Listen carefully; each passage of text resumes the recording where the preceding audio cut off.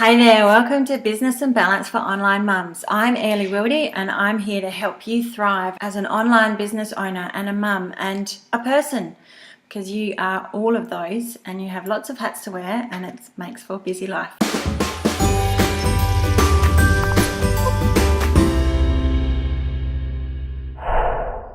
Today I want to talk about some mistakes that we can easily make when setting goals. It's not an easy thing to do, goal setting. You can just sometimes simply whip out a goal, but to actually have the systems in place and all the thought processes that you need to actually achieve it can take a bit more effort. And we can easily get into habits of setting goals and, yeah, I can do that, whatever. But they don't often work, as many of us know. So I just want to go through a few of the mistakes that we make just so that you can think about them, be aware of them, and not make those mistakes. The first one is, how many have I got? 6. First one is not making room for the new changes that you have in your life. Like when you go through the period of change, it's hard.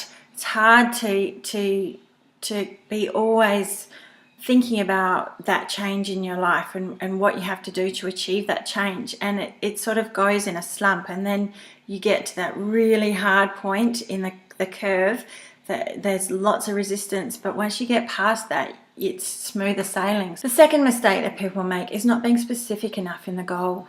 Not being really clear on what the goal is, what it looks like, what it will feel like when you have achieved it, so you know that you've achieved it, so that you can measure it, so you know how to get there. Well, that's another point in itself, but not knowing and not being crystal clear on all of those things, that the why, the how, the what the goal actually looks like, so that you can have that vision in your mind. That's a really important mistake that you can make. It's easy to, I'll just lose weight, or I'll just start doing Facebook every week, but that's not specific enough. It needs to be filled out so that you know exactly what you have to do, so that you don't have to think about it every time you go, oh, I should be doing this goal. What is it I'm doing? What do I have to do now to get me further down that goal? The third mistake that we make with setting goals is not owning them. As I said in one of my earlier videos, if you don't own the goal, then you don't have that motivation, you don't have that gutsy feeling about it, and that sense of challenge and that sense of awesomeness that you get when you've achieved it, because your heart's not in it. So the focus and motivation very quickly drops out, and that can be a really devastating thing when you set yourself up. It's part of my mistake number 4 is setting yourself up for failure, having a goal but not actually putting that plan in to achieve it.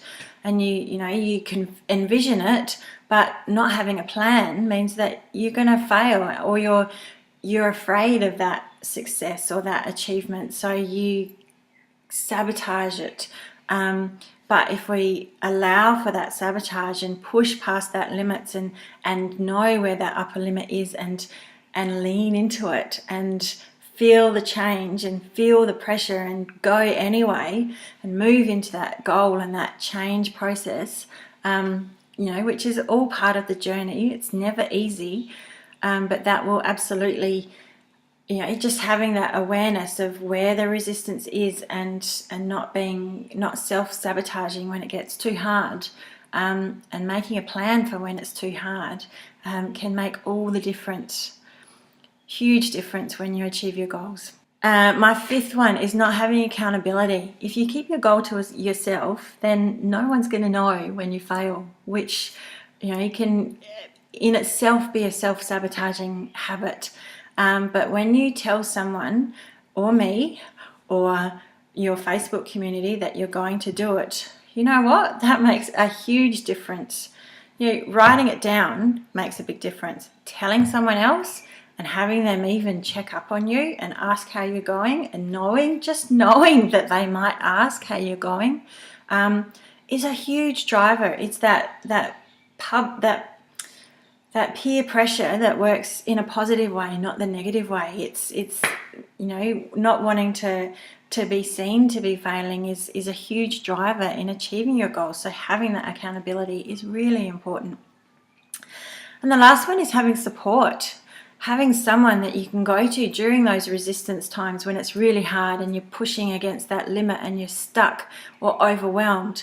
Having someone there that either understands or that you can just talk to, all of those things, just having them there, having them prepared, can play a huge part in you achieving your goal, because you're going to have tough times. You're going to be struggling at times.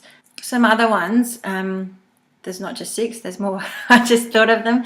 Some other ones are being overwhelmed by the big picture. That can be a really big mistake, because you can see the picture, but the steps in the middle are just all fuzzy and not clear. So you need that mistake is overwhelming, and you can't get past that first barrier, because that first barrier is the big picture, and that's miles away.